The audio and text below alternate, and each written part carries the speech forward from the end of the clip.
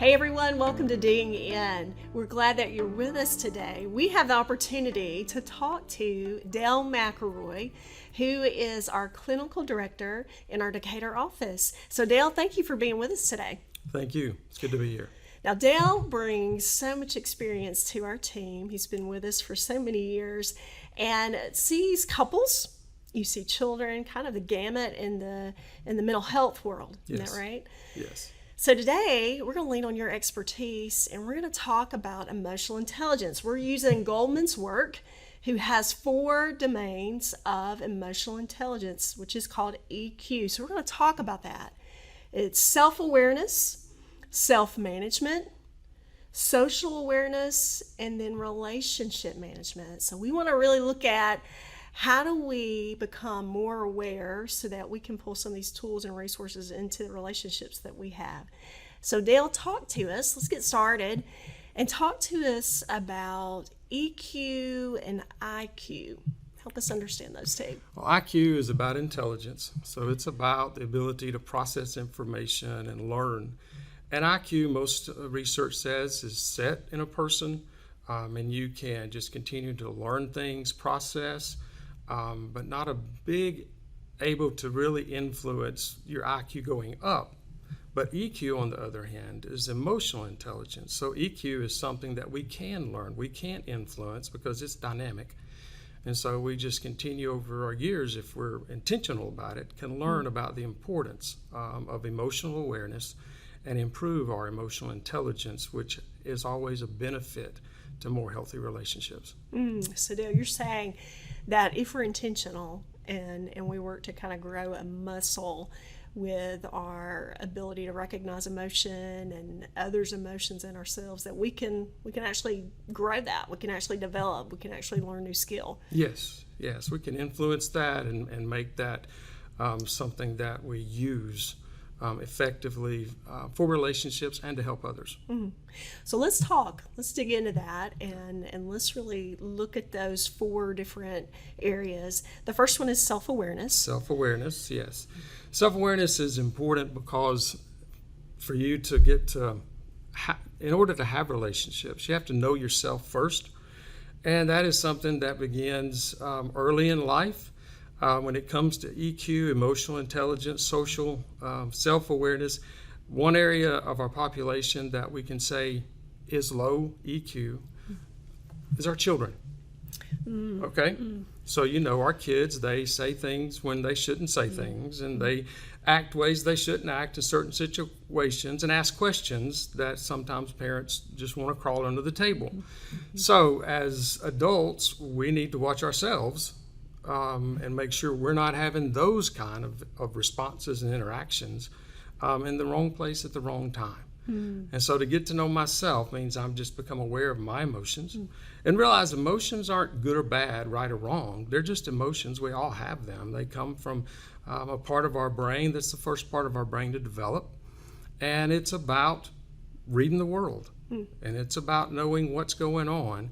And it's like a sensor that helps us navigate what's happening on a daily basis. And so that's the reason kids are reactive, responsive, at the wrong times in the wrong places. So you sound like you've had some of those experiences. I have had with your some kids. of those with my kids and other people's kids, and being in places where, why is that kid here? Well, we can all attest to that for sure. Yes. So you've mentioned 2 things under that self-awareness piece, and so it made me think about that.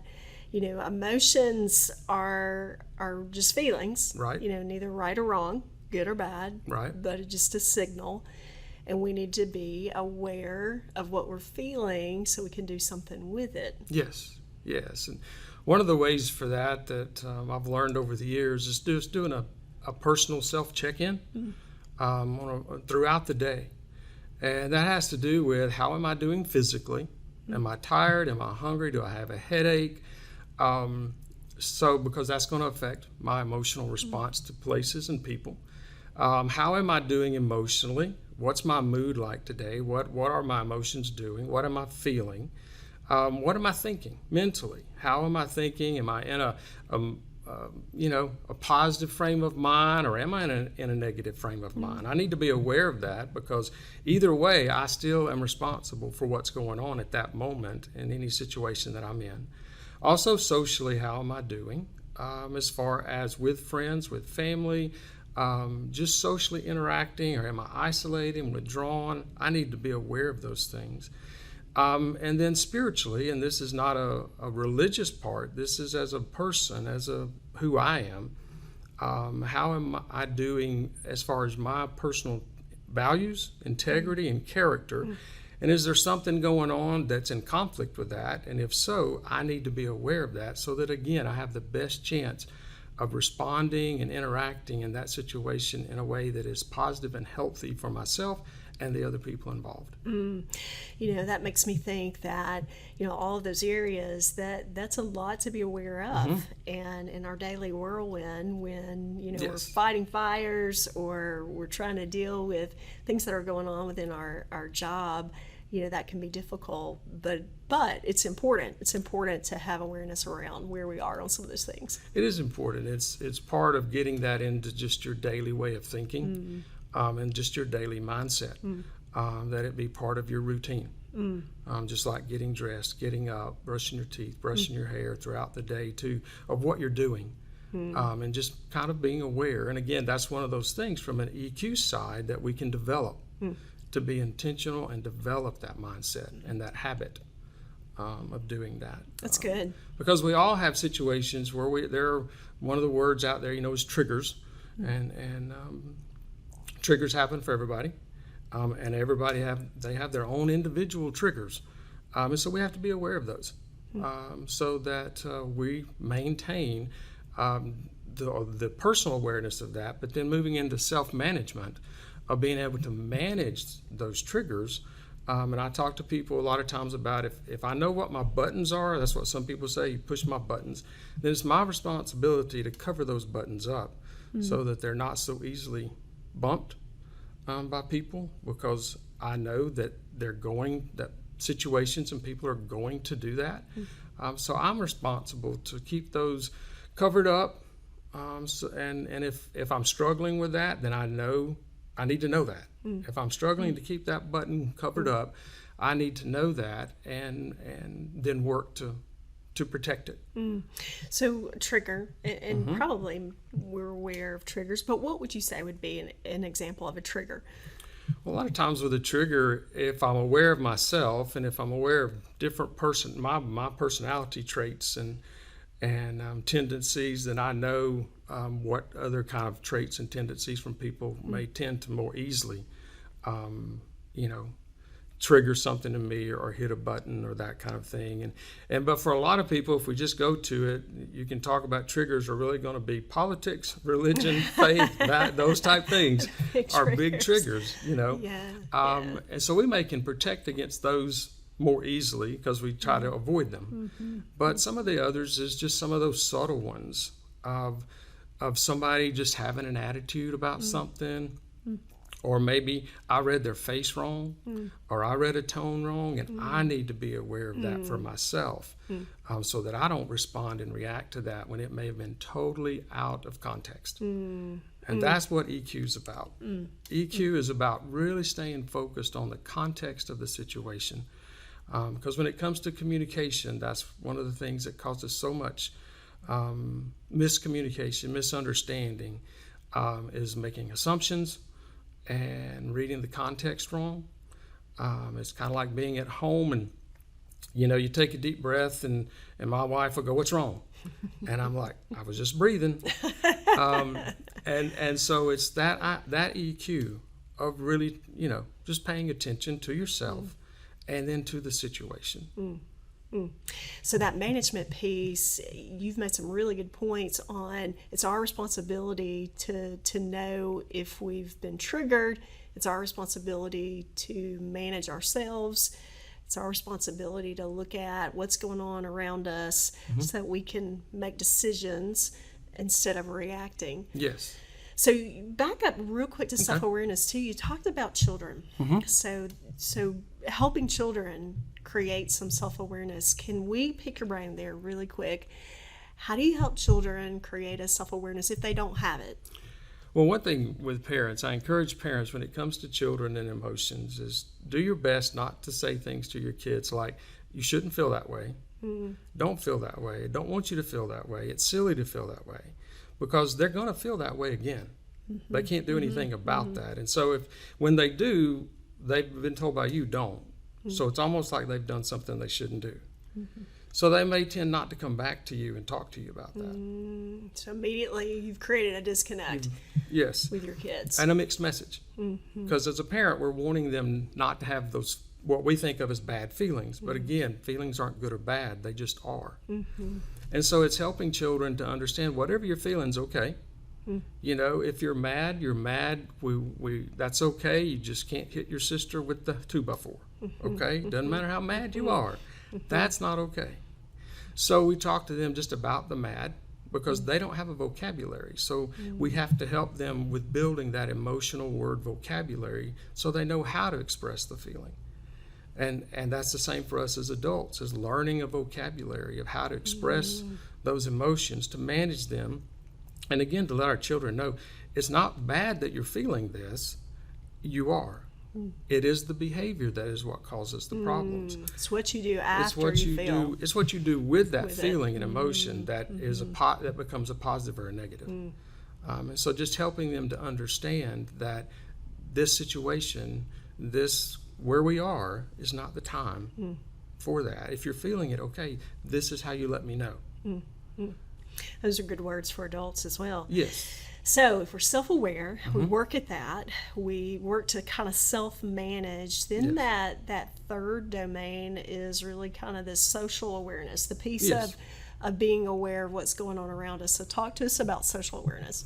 Social awareness is that thing of being able to come in and read the room, so to speak, and realizing that, okay, this person is whatever the situation is, or whatever issue we're addressing, or whatever the topic is, that if I'm leading it, if I'm in direct, then I need to just be aware of how this may come across to this person.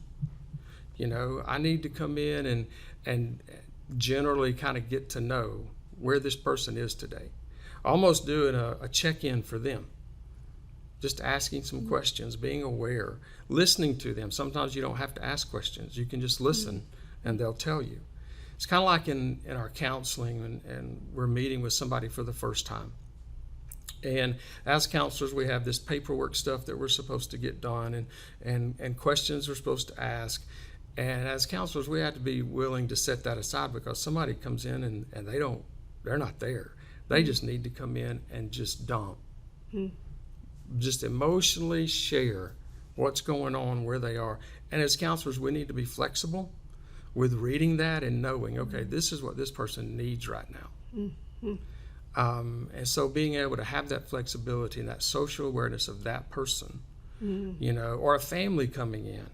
We're talking about, 4 or 5 people, and realizing how frustrated the parents are, how frustrated the children are, and being able to work to set that tone of, okay, I realize this is not this is going to be a tense time, but it's okay. I'm here, and I'll help guide you through it. So you're really putting your self-awareness, your self-management, yourself aside, and you're really looking at where is that person, what's going on with them. So talk to us about the leadership. What do you think is the leadership responsibility if you're leading? We're all leaders. We believe we're all leaders. We're talking about from influencing others. So what is the leadership responsibility to social awareness? What would you say? How do those two go together? Leadership and social awareness. I say one of the things for me that I learned here in Eagle as I moved up in the leadership role was I was just part of the team initially, just one of the team counselors, and we talked and everything. And then when I moved into that role, I had to learn that I needed to become more aware of the fact that it wasn't the fact that I changed, but the title. And so when that title changed and that position changed, that changed the environment and the relationship with my team. and that my responses to things, my words, my whatever, to a situation, how I verbally responded, emotionally, with my face, body language, could have an impact that I didn't even think about. And a couple of those early on, I had to go to a particular therapist and say, hey, I apologize for how that may have come across, because I had to grow into that. That again, is the position, it's the title. Doesn't relieve me of my responsibility to improve my emotional intelligence and just stay aware of my people and the team. And so from a leadership standpoint, it puts more on the leader, okay, to do that personal check-in throughout the day, so that I know that I'm in a place that whatever I walk into, I'm ready for that. And I'm thinking about how is this situation impacting my team or this person, and realizing that we can get things done. There may be tasks or issues or conflict that needs to be done, and we can get that done and still consider the other person. Because I think of communication as the key. And when it comes to communication and teamwork, like with couples, I encourage that when it comes to communication, always stay on offense. Because offense is about moving down the field. And to stay on offense, to keep that communication going so that we're all focused on the goal. And the goal, of course, from a sports analogy, the goal is to score, but you have to have all these steps before you score. And some of those aren't easy yards to make or an easy basket to pull off. So it's to stay on the offense, because once we get defensive in a situation, if you think about sports, the purpose of defense is to stop the offense. So once we have offense, if we're communicating this way and somebody's defensive, we just stop the flow of the offense. And once you stop the flow of that communication and offense, there's where your problem comes. So from leadership, it's my responsibility to not become defensive myself. And when I do see defensiveness, is to approach that from a standpoint of offense, of, hey, what's going on? Notice it seems like something's, not right, or there was something going on, and you intentionally approach that, but not head on, like, tell me what the problem is really read that person in that situation so that we're aware of them, because it's about them and the team and the goal that we're all trying to reach.